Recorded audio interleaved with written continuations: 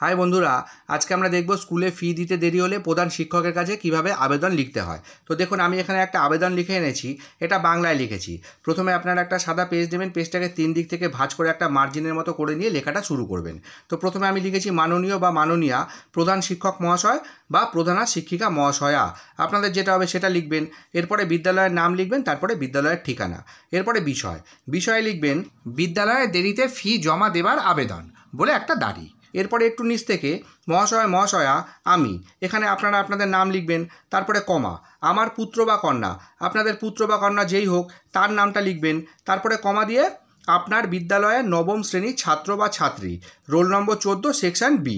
আমি এখানে আমার মতো লিখেছি, ডিটেলটা আপনারা আপনাদের হিসাবে লিখবেন। তারপরে একটা দাড়ি দিয়ে আমি লিখেছি বর্তমানে আমার কর্মক্ষেত্রে কিছু সমস্যার কারণে আমি এখনও বেতন পাইনি, তাই সময় মতো স্কুল ফি জমা দিতে পারিনি। আপনাদের যেটা কারণ হবে সেটা আপনারা এখানে লিখবেন।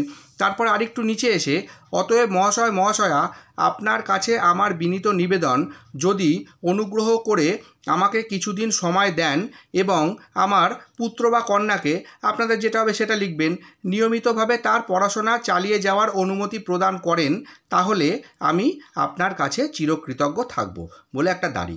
একদম সহজ বাংলায় এইটুকু লিখবেন। লিখে নিচে এসে ধন্যবাদ আনতে এখানে আপনারা একটা সই করে দেবেন। আর এই সাইডে তারিখ, যেদিনকে আবেদনটা জমা করবেন সেদিনকার ডেটটা দিয়ে দেবেন। তো আশা করি এইটুকু লিখে নিয়ে গিয়ে জমা করে দিলে আপনাদের কাজ হয়ে যাবে। তো ভিডিওটি যদি ভালো লেগে থাকে তাহলে অবশ্যই একটা লাইক করবেন, শেয়ার করবেন আর আমার চ্যানেলের সাথে থাকবেন। ধন্যবাদ।